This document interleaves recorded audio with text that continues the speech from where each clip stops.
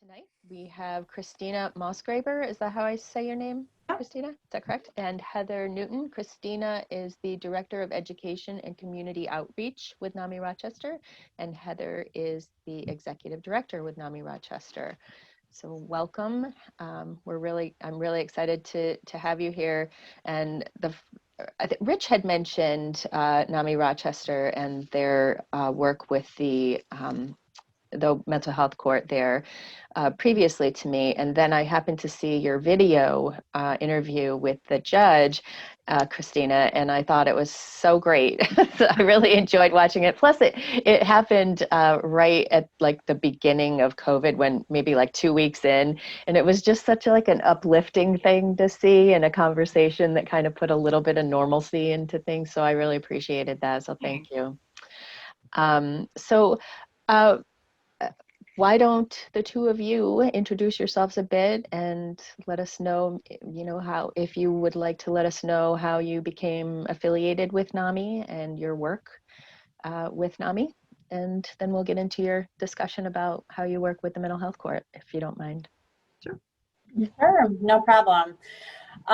So I came to NAMI as executive director about a year and a half, almost 2 years ago now, year and a half, year and 3/4, I guess, ago. But originally came to NAMI for support, centered around my oldest son, who is now 19, lives with bipolar disorder and also a co-occurring substance use disorder. And so have worked in nonprofits for a long time, worked in actually before not the nonprofit, work, spent some time working in college admissions as well, but really feel like NAMI is, and mental health advocacy is really home for me. It marries what my passions are at home with what they are at work, and I've really enjoyed my time. So I'm here to talk sort of general NAMI stuff, but Christina is really the expert in terms of mental health court. She spent an enormous amount of time working with Judge Elliott and also all the folks over at mental health court, and then certainly the participants who are there as well. So she's absolutely the content expert, and I'll let her introduce herself. Thanks, Heather. So I came to NAMI, actually, I've got kind of a winding journey. I came to NAMI as a family member. My god sisters live with bipolar disorder, and so my last name being Mosgraber, my god family is the Terhunes, and so we have the Moss-Hune family. So whenever something happens in the Moss-Hune family, we're all in. So when the girls weren't well, my godmother found NAMI, and so we all started volunteering, and so it became a family affair. And then in 2014, I subsequently had my own break with my illness. I also have a diagnosis of bipolar disorder, and I actually almost lost my life to suicide at the end of 2014 because I was undiagnosed, I was untreated, and it just, as many people, it struggled a long time keeping it hidden and behind the scenes. And through that journey, I also lost my career and everything that I had kind of built at that point in time. And so when I felt it was time to start, volunteering and working again, I came back to NAMI, and there was a position in events and development. And so they asked if I wanted to interview, and I did, and they hired me, and I got trained to speak and teach. And then last year started as the director of education and community outreach, which I just couldn't be happier about. So it's been, I think a lot of us have non-traditional journeys, and I think that's what makes life beautiful. So, and I'm just excited that you guys want to learn more about mental health court and what we do to support people in our treatment courts. So Beth, did you have an agenda? Did you have questions you wanted to ask? Did you want it to be more of a free discussion, or what were you thinking? Well, first I would like to put out there that we are recording this event so people can watch it later. I just wanted to let everyone know that ahead of time. It was in the announcement. And I do have some questions, but I would defer to you, whatever you're more comfortable with. If you have a kind of a method that you go about when you share this information, then we're happy to hear it. Sure. So we can ask questions later. Well, I don't know if this sounds good to you, Heather. I mean, maybe the questions would kind of structure the discussion, and if you want to just go through your questions, that sounds good, and then we'll just kind of freeform from there. And Heather and I are very super laid back, so if you have anything you want to jump in and ask, please just do it. Don't worry about interrupting. Well, I mean, obviously we'll be polite, but I have a question. Yes, Carol. Yeah, I'd be interested to know, first of all, how how old is your court? How many years has it been going? And how did you actually get it started? Because it was something that was a little tough to get started in Tompkins County. And then once we got the right people listening, it moved right along. But it took several, 2-3 years of some of us saying, we need to look into something like this. We need this. And it took a while to get there. So how did it go for you in Rochester? So in Rochester, it started long before my time at NAMI Rochester, I want to say about 13 years ago, 15 years ago. And it started with drug treatment court. It wasn't originally mental health court. It was drug treatment court. And so Judge DeMarco wanted to expand that into having mental health court. We also have veterans court now. We have human trafficking court. We have a whole bunch of different courts intended to help people, stay out of jail and live their best life. So the person who was the current public defender at the time, he was one of the public defenders, was also on his way to becoming a judge. And so after he became a judge, he was tapped to start mental health court.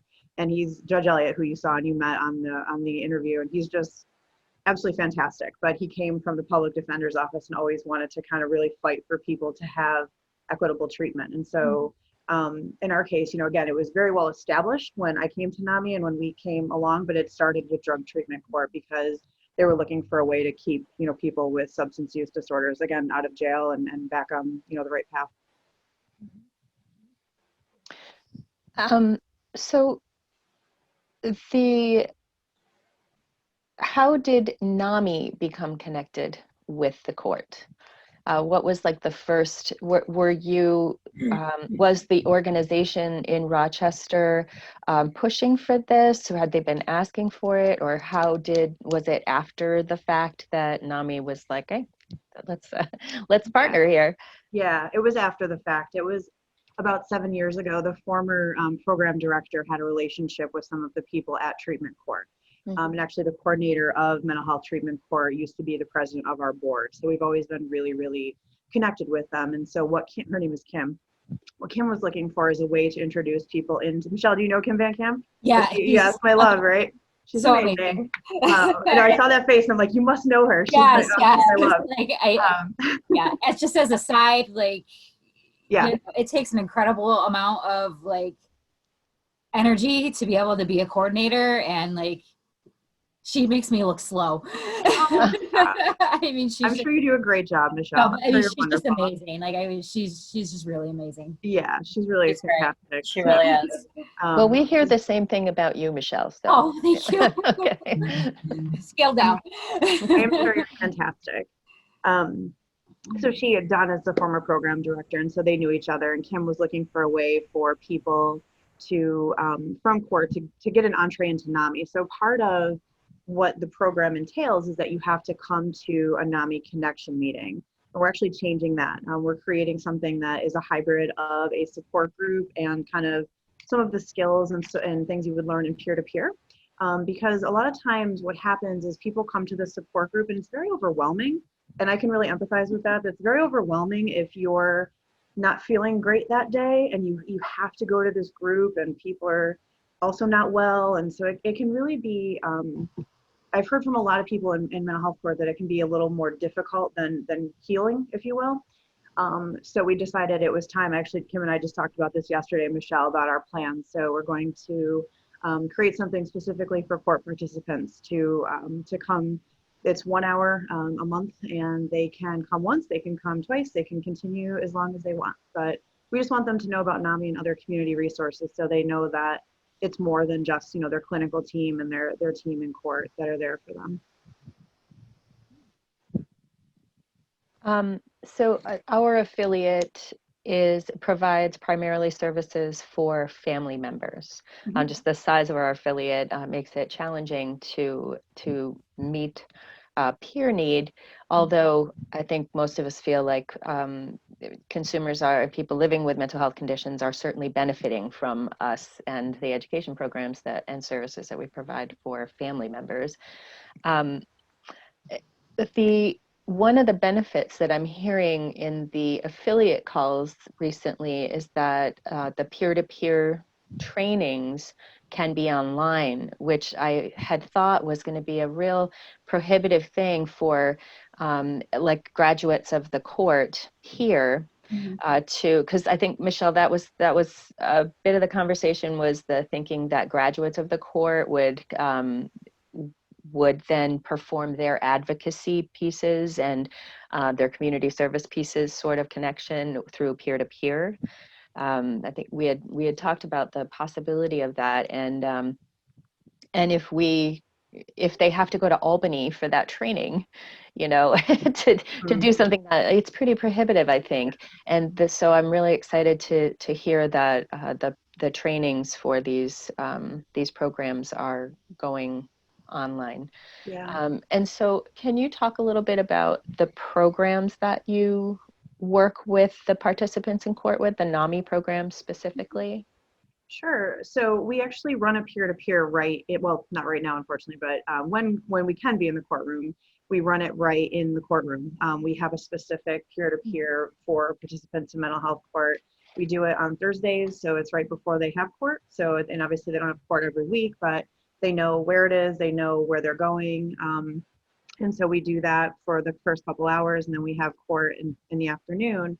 And that has been a really successful program, and I've had multiple people take it over and over because they really liked it so much and really appreciated the camaraderie of the group, and just having that safe place where people know, there's extra stigma, right, that goes with being part of the criminal justice system. And so they know that they're in a safe place with safe people, and that they have this group and they get a lot out of it. So it's been a really, really successful program. And also one thing that we do in our court is people earn an extra honor roll if they complete the program.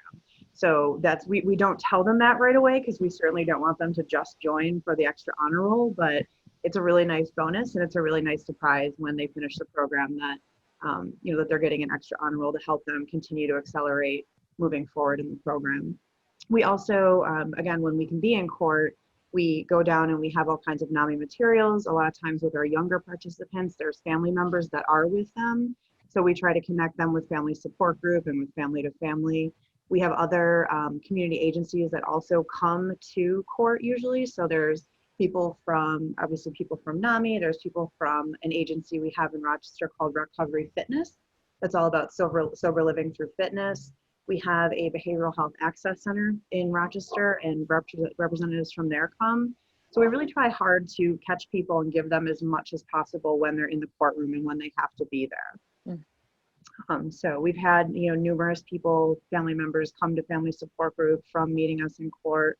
But really, I mean, truly, and I'm not saying this because I have the honor of teaching it, the peer-to-peer program has really just been so incredibly beneficial to so many people. And it's so cool because they've become friends, they've become confidants of mine.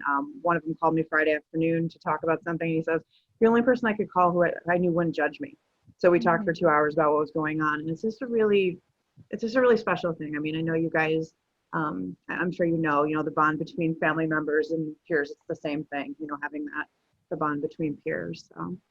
Sure. But once a person completes the peer-to-peer program, their peer advocate, where are they helping in the court? Are they helping at county mental health? Where might they go to practice some of this? Well, they're not necessarily going to practice it. So peer-to-peer is an 8-week class for them to take. Mm-hmm. So it's for them to really learn skills and learn coping mechanisms and really learn healthy ways for them to manage, the difficult emotions that come with living with a mental health condition. So our focus is to give them something for them right there in that moment. For them. To help them navigate through this difficult period. Would we love them all to go out and do advocacy and speak and do all these things? Absolutely. But we don't pressure them into that, or we don't really push that. We just really encourage them to do the best they can to graduate from court.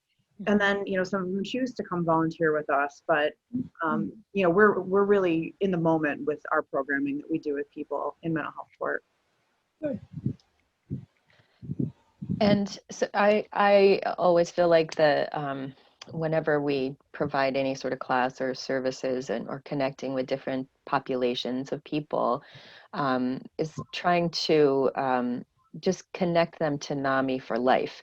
So they always will think of NAMI. It's hard when we're in crisis to kind of gather all of our resources and to think about these things, but to have people feel confident and comfortable that they can call a local NAMI for help and support is really important. I'm wondering if you're finding that. If you're finding that with people, you did just mention someone calling you. I didn't remember if you said that they were a person that already graduated from the program in court, or if they're a participant in the court. But I'm just curious about how connected people feel with NAMI after this.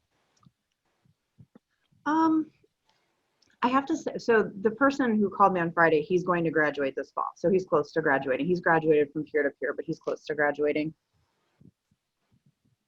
Truthfully, a lot of people, the participants that we work, the people we work with in court a lot of times just want to finish court and move on, which I'm sure you found, Michelle. It's a difficult moment in time, and so you want to put it in your past. And unfortunately, sometimes the relationships you make at that time also kind of go in that bucket.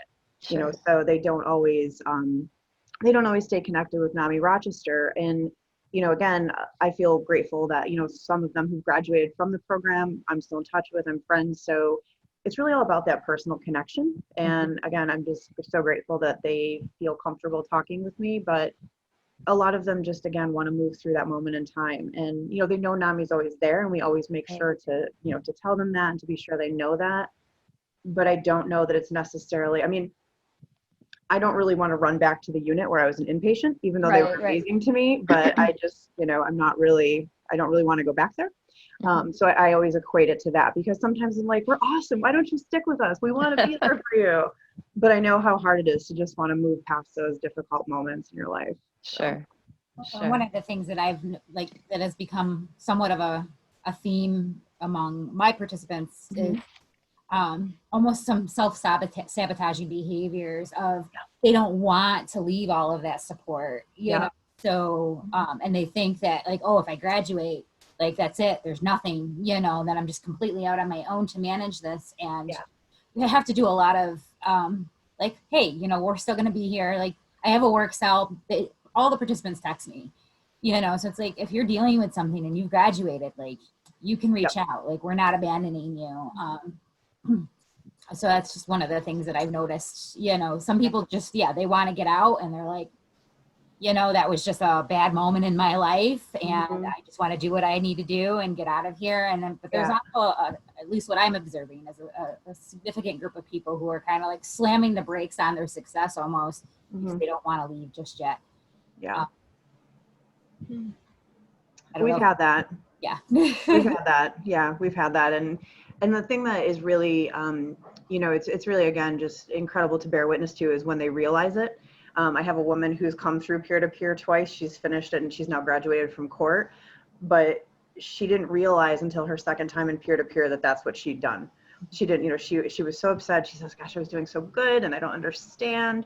And then she realized, she's like, I self-sabotaged. I didn't want to leave, all these supports. And we talk with them, and their case managers and their care managers talk with them a lot about it too, that once you graduate, you're not going to call me every other day. You're not going to have to call every day to see when you get screened and come to court and things like that. So that's another piece of it, is making sure that they know that, once they, leave our nest, if you will, that, it's going to be for them to come back to us, if you will. So. Did your court start in the city of Rochester, or was it part of Monroe County? It's a city court. It's a city court. It's a city court. Yeah. Well, no, I'm sorry. It's a county court, but it's a county court, but it's part of. It's a county court. Sorry, it's Monroe County. Okay. Yeah. I was thinking about, we've got the city courtroom right next to it, and so I'm doing everything's right together. All the things in my head. So the other thing to add, just in terms of continuity and getting people to, to engage with NAMI sort of over the long haul that, you had mentioned, Beth, is that we, in addition to having Christina and other peers, well, Christina is also a family member in court. We also do have family members who are in court, again, when we're able to be there, talking not only to peers about the resources at NAMI, but also there to support the family members who are there. And so, for example, that gentleman who is in court almost weekly, I mean, he's an incredible volunteer, just called me actually and Christina very recently with help with his own child who had gotten into some legal trouble actually out of state. But he's a great example of somebody who came into the NAMI family as a family member, gave back into mental health court, and then knew, I mean, we were his first phone call when he needed some support again. So there are certainly examples. I mean, that's one of them where whether or not it's the participant in the mental health court that comes back around, sometimes family members and or friends are there to kind of do that legwork for them. So. Thank you. So can you talk a little bit about if there are things that really, really work well for you, and maybe if there's things that you've tried that haven't worked well, or things that that you've been at this for a while now. So I imagine it wasn't like perfect from the beginning, and maybe it was perfect from the beginning, or there were some things that were just really shining successes right from the start. Would you talk a little bit about that? Sure. I guess, I mean, so I feel like we inherited a pretty well-oiled machine of a system. So it was that NAMI, NAMI went down to court, the gentleman that Heather mentioned, he would go down. And then as I moved into my position and into more of an outreach role, and got to know court and got to, just be a part of it, it just kind of organically happened. We thought, hey, why don't we try this peer-to-peer? Why don't we try this? And so it just, I don't really think we've tried anything that hasn't worked. And I'm always wanting to be transparent, but I really don't think we have anything at this point that we've tried that we haven't worked. I mean, and I know I mentioned earlier that we have had people coming to the support group, and we're adjusting that again, just so it's something where it's a little more just, come as you are, here's some skills, here's some tools, here's some things, and a safe place for conversation, and to find just, again, that organic support, but not necessarily in the set connection agenda and group kind of flow. So that's, I guess, the adjustment we're making right now. So. Sure. The other thing I would add to that, I think Christina's right in that, we feel pretty lucky that we did inherit a really well-oiled machine. But one of the things that Christina and I have done over the past couple of years that we've been working together is really take very seriously bringing our support and services to people where they are, both in emotion and, in heart and in geography, basically. So another example of where we've done that is just before coming to NAMI, I worked at Food Link, which is the food bank here in Rochester. And there is a culinary career empowerment program there that is really, it's basically focused on folks who have extraordinary barriers to employment, be they, issues with substance use or traumatic experiences growing up, or poverty or unemployment, you name it, and bringing folks through this program. It's a year-long program. And so Christina linked up with that program and ran a peer-to-peer right in that culinary empowerment program. And so some of those folks also, of course, had crossover with the justice system, either at present or in the past. And so I think that would definitely be a lesson learned. The more that we do our programs out in the community where people are, I think is really important. And I think the other similarity between that particular, and that was really a pilot program on our part, and we're planning to run it again, and mental health court, is that this is a group of people, to Christina's point, who have sort of layers of stigma that I think that unless you're living it, you actually can't get your head around. And so to ask anybody who's just trying to put one foot in front of the other and really make a go of it for themselves to then enter a group of people that they don't know, who will also probably impart some stigma on them, is not going to work. And so if you have a group in your community, which I imagine in Tompkins County there must be, be it a mental health court or otherwise, where folks have some sort of connection to one another through their own lived experience, that might be a really good place to start.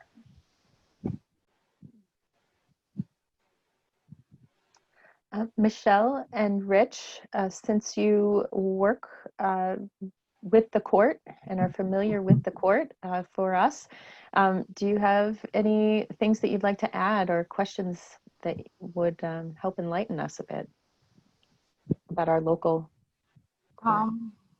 Well, we don't have a group that people can go to that's not court. Court is essentially the group. I'm working on that. We just applied for a Bureau of Justice grant back in May. Part of that was funding for peer support. But the other part of that was partnering with another local agency to do a group for female participants in our court who have trauma histories, significant trauma histories. My background is in trauma and crisis counseling, and as a probation officer, it just seemed to be a common thread among people who ended up also justice involved. So I thought that was a good place to start with trying to build some connection and a sense of community that wasn't court. I'm really curious as to barriers that you may have encountered with trying to get peer support in, or maybe that you know of, because you said that it was kind of already up and running by the time you stepped in. And just curious if there's any barriers or issues with peers and court participants that, like, looking back, you can say, oh, maybe we should have saw that one coming or plan for this. Any tidbits you might be able to impart? Would you want to describe peer-to-peer, the program, a little bit more for Michelle so she can have a good sense of what that looks like? And peer-to-peer are teachers or participants that are provided by NAMI would be trained by NAMI to provide that programming, correct? So they're gonna take the peer-to-peer training and be facilitators for that. So would you want to describe that a little bit and how that program works for Michelle? Yeah, so peer-to-peer it used to be a 10-week recovery class, and they've updated it. It's now 8 weeks. And so it's, again, all about coping skills and healthy behaviors and communication. And, a big part of it is actually how you let go of the past, how you, move past your illness defining you or your mistakes defining you, how to, again, manage these difficult emotions without doing something unhealthy or doing something that could get you back in trouble. And you take the class first. You have to find people who've taken peer-to-peer. So that's your first step. And then they can, like Beth was saying, do the training. It is going to be online. And then you have people from NAMI, and where everybody's peer. So everybody has some kind of different lived experience. So like my partner that I teach with, she's living in recovery of bipolar disorder as well. And she just celebrated 18 years sober. So that's part of her journey as well. So, but I mean, it's really a fantastic program. And I think that it's also all about what you make it. So, for us, we like to think outside the box a little bit, so like, for example, class 2, you write a vision statement. So in our classes, we make vision boards. So we, go dollar store glam and get vision board stuff. And so I have a woman who's part of another group that I do now who took peer-to-peer with me, and I made vision boards with them, and she's got it framed. And it's like, she's like, this is all I remember from peer-to-peer is making my vision board. And I was like, all right, if that's all you remember, that's totally cool, because you look at it every day and feel empowered. And she actually just mailed me this bracelet that I got in the mail today that says badass. I don't know if you can see it, but so she sent me a card that says, thank you for always making me feel special, and sent me that bracelet, which I'm pretty excited about. So it's, again, about, taking the core program, but really making sure, like Heather said, to meet people where they're at. Because a lot of times, especially folks who are in court, again, are trying to put one foot in front of the other and can feel very defeated and very, kind of left behind, or very, judged, or just, just all those things that we know they may be feeling. And so whatever, and I bring snacks, which I know we can't do right now, and I know it sounds silly, but you know, they're like, okay, what did you bring this week? You know, like you thought of us and you brought snacks. So, excuse me, dry throat. But anything you can do to, again, just make it, you know, an extra special experience for people. Do you And do that right at the court? Oh, excuse me. Go Yeah. ahead. Where do you hold that peer-to-peer class? Is that right in the court? Not, you've got people together, and so you do it in that location? We do it. Yeah, we do it right around the table in the courtroom. Okay. So, Michelle, I think when NAMI provides this program, then NAMI would need to be collaborating with you to find people that would, to help kind of break down those barriers of finding people who might either teach this program or participate in it. And if it's part of the court program, that's a captive audience, you know, especially, you know, if you're, not that everybody's going to take it. I'm gathering from you, Christina, that it's not a requirement. Oh, no. They can do it, right? Yeah, no, it's and we actually, in our court, Kim kind of pre-identifies people that she thinks would benefit from it. And so we certainly don't cherry pick people, but there's certain people that she just knows would be more invested in it, or that really would get a lot more out of it. So, you know, when we're going to run it, I always make an announcement and people come and talk to me. And then there's certain people that, you know, Kim has said, you know, hey, could you talk to this person? I really think she'd benefit from it. So, but yeah, it's not a requirement. It's a choice. And you said something of just a minute ago that everyone is a peer. Can you talk about that a little bit? When you say everyone is a peer, so you've had lived experience that you've talked about, and many people that come to NAMI, even as family members, like you said, we also have experience with having a mental health condition at some point in our life, or some range. So I'm wondering about who can be considered peer to teach the program. So it's anyone who's living with a mental health condition or has had a journey with their mental health and or substance use disorder. Okay. Just like, you know, all of our family programs are taught and run by families. All of our peer programs are taught and run by peers, or I know you use the word consumer, but so just anybody who's lived with their mental health condition or challenges. Mm-hmm. Michelle, before I forget, if you are interested, I'm running a peer-to-peer online starting September 29th. And this is just an open to everyone, but if you want to audit it or sit in on it, you're more than welcome. So I think that would be great. I can send you the information, or any, you know, Rich, if you're interested too, just to learn more about it, of course. But you guys are, and even if you can only make one or two and just want to kind of get the vibe, you're more than welcome. Thank you. Mm-hmm. What have your observations been in how the court deals with the co-occurring substance use issue? What's the philosophy, and how say more about that. I'm just how is that addressed in the mental health court? I mean, in our court, it's just part of their illness. It's part of their journey. Right. It's not, I mean, Judge Elliott is very, very, very honest and upfront, and he's very, like, you know, and he will say, you know, he's like, hey, I've heard him say many times in court, you know, in the 70s, I was smoking pot and I was doing this and I was doing that.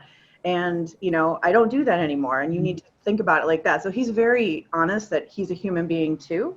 And he acknowledges how hard it can be to, you know, stop doing certain things or make lifestyle changes.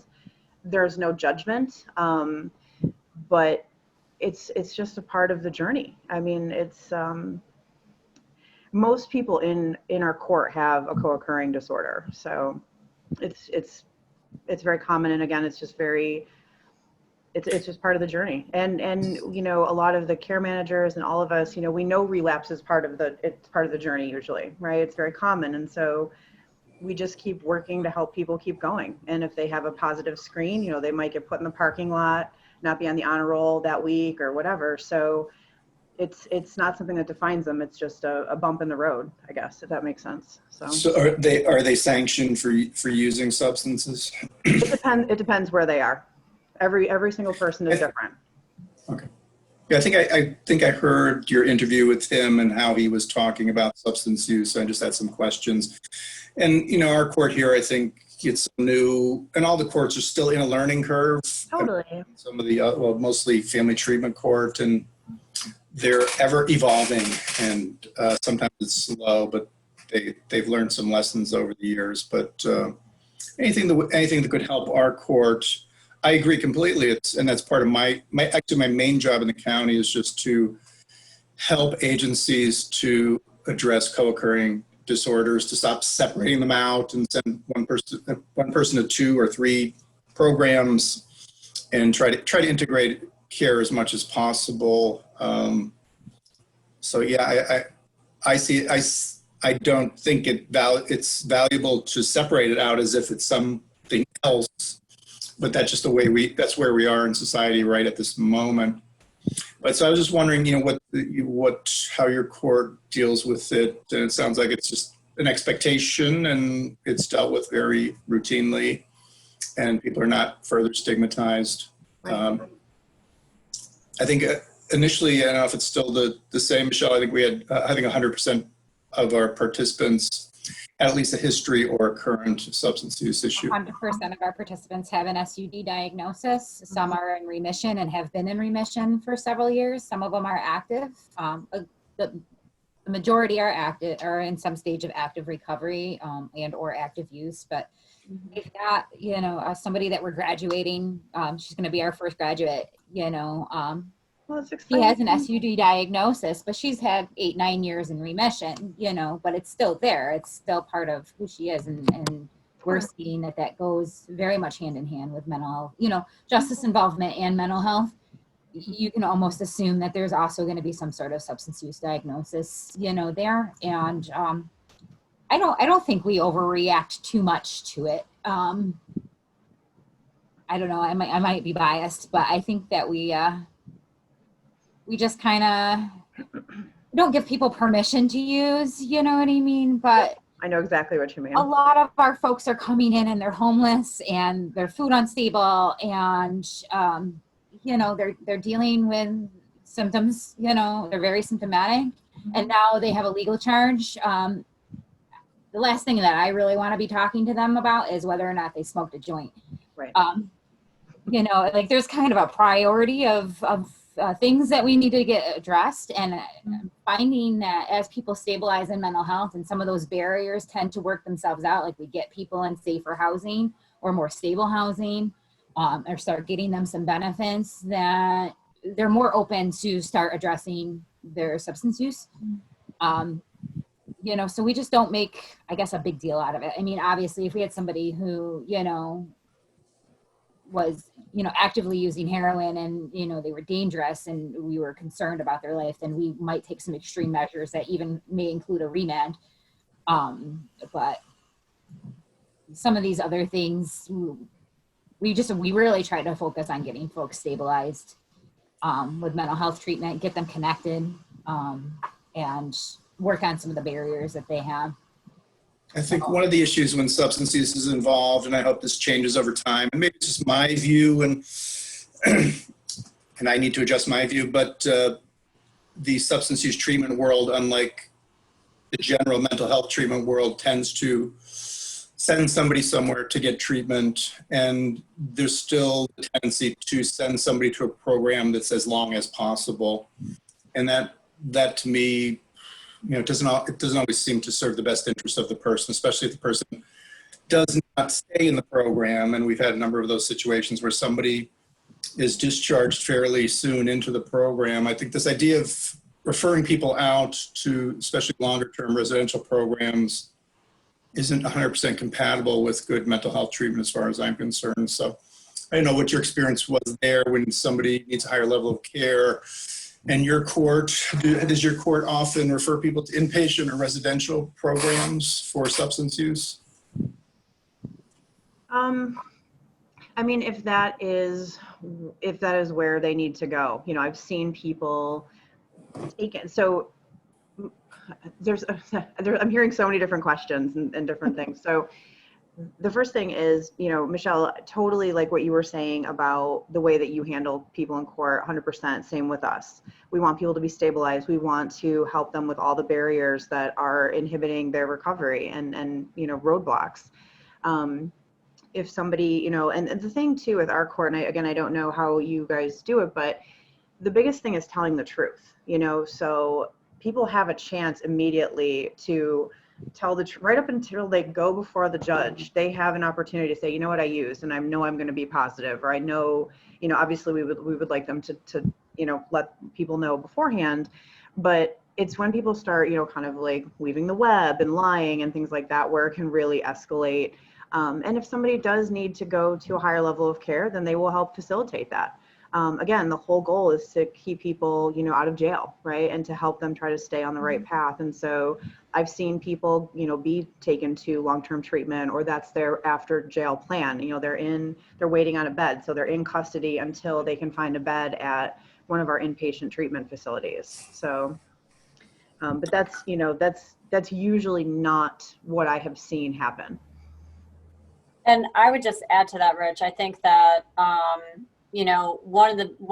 so we're working at the county level right now in Monroe County on exactly what you're talking about, really marrying together and having and breaking down those silos between mental health, SUD, and also suicide prevention. We took the Monroe County Suicide Prevention Coalition underneath our wing at NAMI last year. And so really making sure that all three of those issues are talked about, in and amongst themselves. These are all, everything is interrelated, right?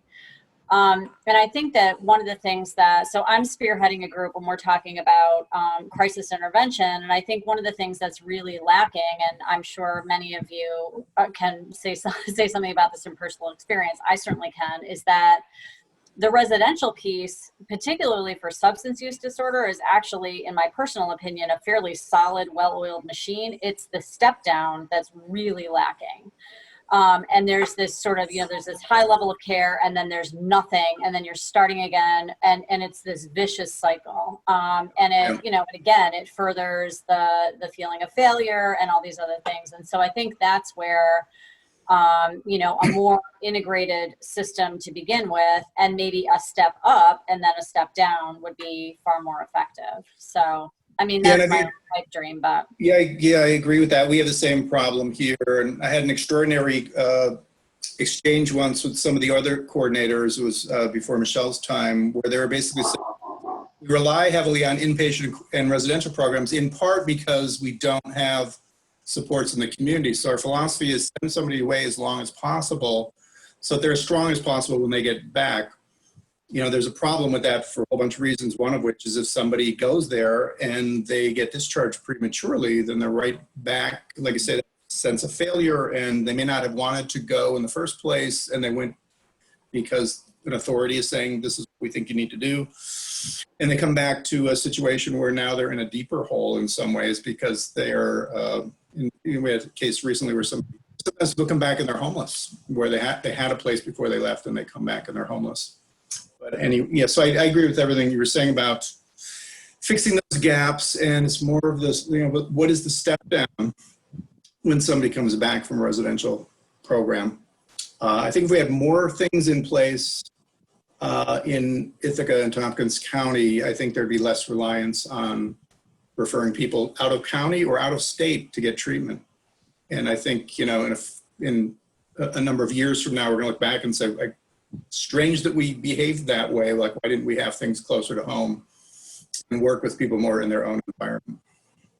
So Rich, how much of a discharge plan is expected when you leave one of those rehabs?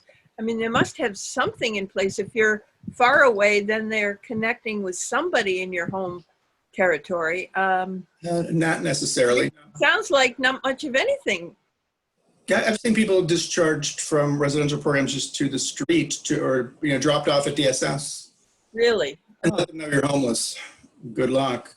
Or left at a hospital and be told you're not coming back here, so good luck. And the hospital has to discharge them. If they're out of county, like somebody comes to our county to be at CARS residential when it was a different kind of a program, a longer term residential. If somebody got discharged from there, say they went to the hospital because they were cutting themselves, and the residential program said, "We're not taking you back," and then the hospital would just put them in a taxi and send them back to Broome County, basically to the streets. So I know these are extremes, but I've seen so many of these, and it hasn't gone away, this problem. So when I think about mental health courts, especially, I want mental health courts to be the most sophisticated treatment courts there are, because they're dealing with such complex issues. The other courts are too. I think eventually we're all going to have one kind of treatment court. And That's what I'm hoping for. So much. What's that? That's what I'm hoping for. Yeah. But anyway, I get fired up about these things all the time. It's my job. And people get mad at me, and that's the way it's got to be, I guess. Good. Got to get fired up about it. Right. Rich, the cycle kind of that you're talking about, it exists in, as you know, in so many other ways outside of substance use. Oh, yeah. And, in our family experience, our loved one was basically trapped inside of a system that was a court system that had no mechanisms in place. And we were actually being asked, what do you want us to do? Where should this person go? Do you know anything about any programs or anything? And I'm like, that is not my job. That is not my job.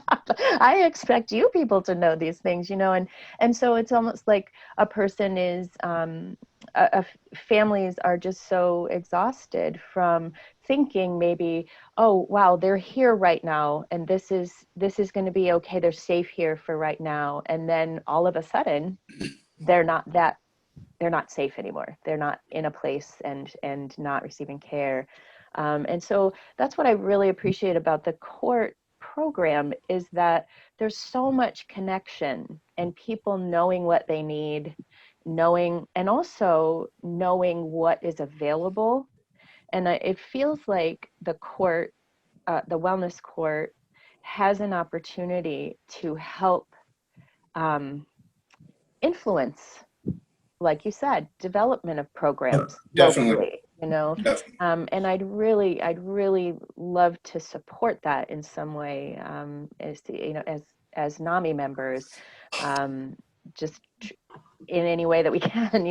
Where there's, everyone says we don't have this here, we don't have that here. Yeah, and that's part of where I'm coming from, is wanting the court to help change systems, to look at problems in systems, and to say, how do we fix this? And the court has done that in the short time that our mental health court has been in existence. It's done a lot of asking questions, working with the hospital, looking at housing, housing issues, how are housing issues being addressed in this county, and actually being very shocked, both judges, very shocked at how easy it is to become homeless and how hard it is to get good, stable housing.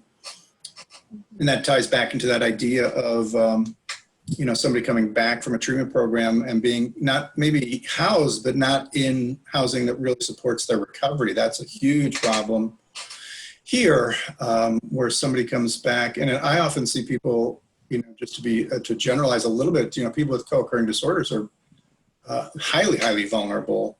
And they're not treated as being more vulnerable than, say, somebody coming out of a state hospital. And until fairly recently, we would give top priority to people come out of state hospitals for our to be seen in our mental health clinic, but wouldn't do the same for somebody coming out of a co-occurring hospital unit, which I said that's ridiculous. They're more at risk, and people were saying, well, OMH says X, Y, and Z. It's like, well, OMH can say X, Y, and Z about state hospitals, but we can have our own standard. And that has changed. Last I checked, we are prioritizing people coming out of any hospital. But that used to not be the case, because it was seen as this other, somebody with substance use issues, they're coming out of a co-occurring unit, or they're coming out of substance use treatment program. So that's kind of like this other system, and they'll set up a discharge plan and figure it out. And we don't have to be part of that.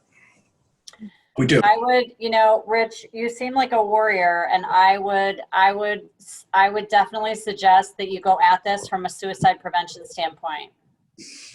Yes. I'm telling you, everybody Yeah. wants to save lives, and if you put it under the umbrella of suicide prevention, it's awfully hard for people to turn you away, and then you umbrella in the mental health issues and the substance use issues. So you might want to flip the narrative and just give it a whirl, because you might have a little bit more luck. And you also, there's a lot of money out there right now, quite honestly, for suicide prevention.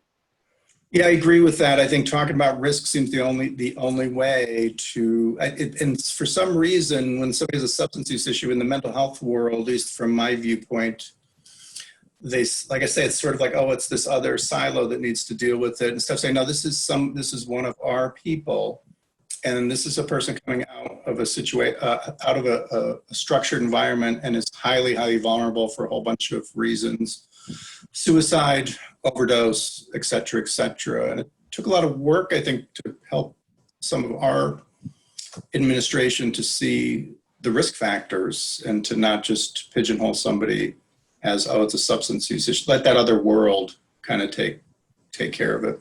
And I think we're still trying to switch the narrative of, in talking about public health and just health in general, to include, mental health and substance use. Like you can't have a conversation about public health or just in general, just health, if you're not paying attention to those are, substance use and mental health and the risks, the risks associated with being homeless and being discharged, or, it's a more global conversation, and those conversations are happening. It's very slow. And I think, very frustrating for those of us who see the bigger picture of like, wow, this is a person and they have these layers, that are all working. We can see that, but trying to get, whole organizations to change their thought patterns and their policies, it's difficult. It's really difficult. Am I right with that, Rich? I mean, yeah, pretty much sums up a lot of the conversations you and I have had about. Yeah, and I think, Michelle and I think, stop ourselves and say, like, let's, we look at what's worked too. Like, we don't want to say like, oh my God, all these things need to change. We don't ever want to stop thinking about the things that need to change and talking about them. There have been some pretty notable changes. There was a time not that long ago in the mental health department where we would routinely, if you had any hint of a substance use issue, you would be referred out somewhere else. We have a OASIS program in our building, and would say, oh, go upstairs to the 5th floor. And I, took years to keep really say over and over again, look at what you're doing. This is somebody that we serve. And by referring them out, you're sending them away. And that is not the way you want to deal with somebody who needs more help and not less help, who needs more engagement, not less engagement. And that has changed to where I think we rarely, if ever, do it. If we do it, I'm not hearing about it, but it used to be a very routine thing, and it took a lot of just saying, stop separating this other issue out and look at the whole person. These things go hand in hand. Thank you, Rich. I have one more question, and anyone else chime in when you have questions, but I wanted to kind of narrow the focus back down to NAMI's participation with the court. As I mentioned before, we're an affiliate that is primarily serving family members. So Heather and Christina, would you have any thoughts about how we could go forward to open that up a bit in order to work with peers and to collaborate with our local wellness court to kind of make that shift a bit in this regard?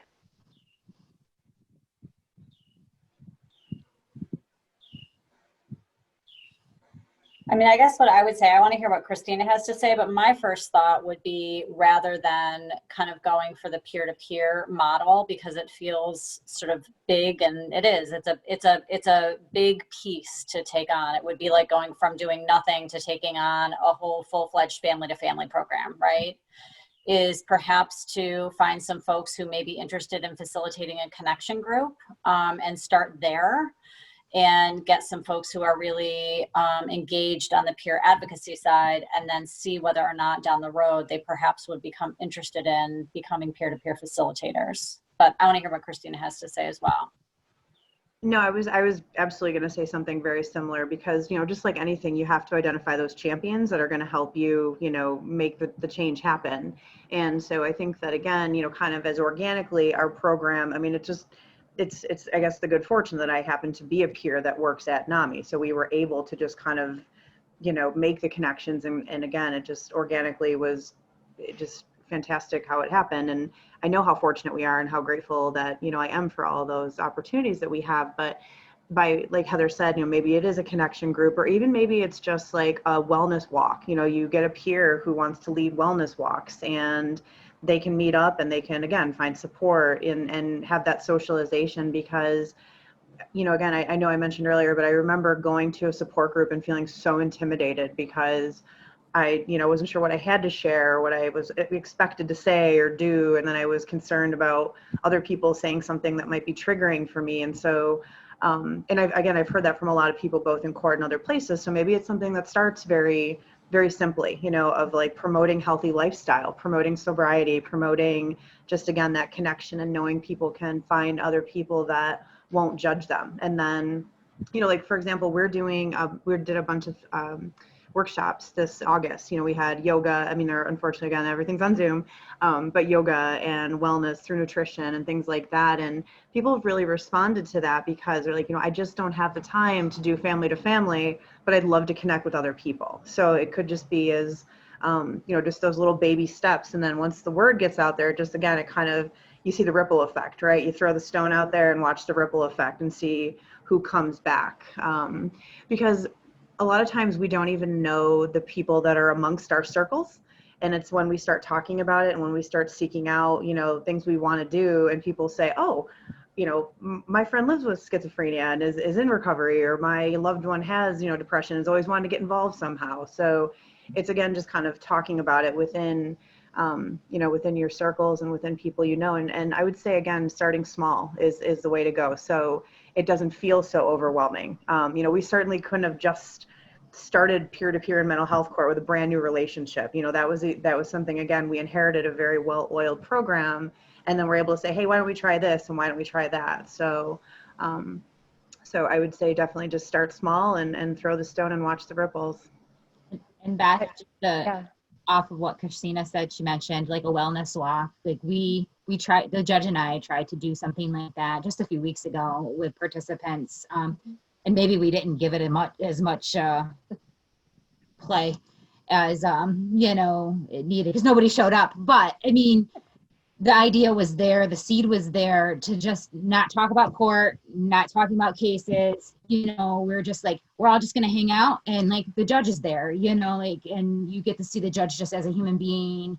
He's out getting his fitness on, you know.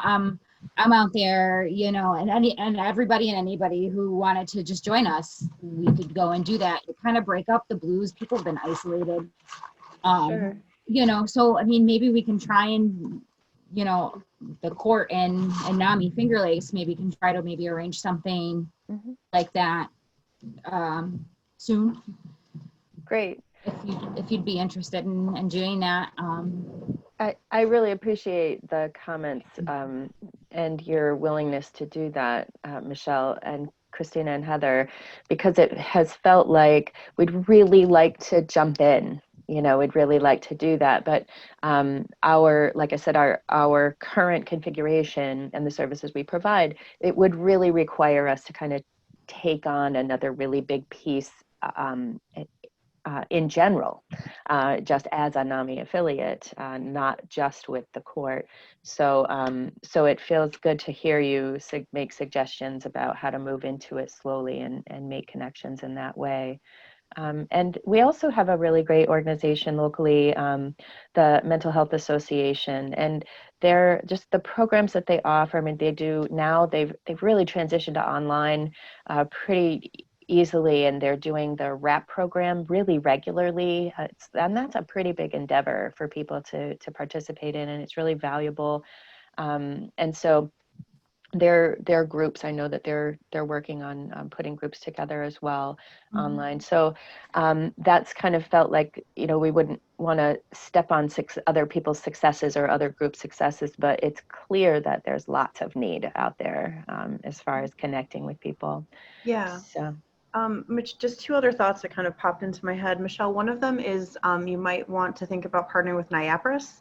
I've done a lot of different workshops with NIAPRIS, and there's I don't know who your rep is, but my rep is always asking if there's more we can do together. So like we did a RAP training, we did a isolation workshop, and those are all, offered at no cost. So there wouldn't be an expense to you. So that would be something to check out, find out who your local NIAPRIS person is and see if you could offer that. And, the thing is if you get two people, it's two people that, heard the message and got the help, Yeah. The other thing, Beth, too, to your point about, being really just family centered at the moment, many family members are also peers, and they don't necessarily know that they can get involved in that respect. So even just by, again, kind of planting those seeds, you might have a couple of people who are involved as family members that are like, I also live with depression, and I would love to, talk that side of it too. You just never know. So that's a great point. And we do, we connect at the hospital. We make a lot of connections with people at the hospital. We have a folder of information that's available. And I mean, COVID has certainly put limitations on that, but we still have materials there. So that also could be an avenue, is making sure that we have materials for family members that are put together, and maybe even volunteers available to talk to family members. The court is open, right, Michelle? It is not. It's open, but we're not having in-person sessions. Oh no, I'm sorry. I'm forgetting COVID exists. I mean, generally, it's an open space. That's a public experience. It's not we have invited, and I encourage any service providers, to come and sit in at a session. I believe in, if providers are visible. We had Al Alfaro from Reach come and sat in. He came for a few weeks, pre-COVID, and he was just sitting at the sessions, and he was just there. If somebody wanted to, talk to him about possibly having treatment with him and what it looked like at Reach, he was there to answer questions, and he kind of just became kind of the landscape, which was good, because he wasn't this outsider like, ooh, let me treat you, let me, and he's just very laid back, and he was able to just be there and answer questions or just introduce himself to folks. And we encourage family members to come to open sessions. A lot of the milestones that I developed for the court are based in advocacy, and teaching people and modeling advocacy. Because at some point in time, the court is going to withdraw from these folks' lives, and letting them have the skills, teaching them the skills, modeling the skills, giving them the confidence to exercise those skills. How to have a conversation with your therapist about ending treatment, or, any of the normal things that, people do.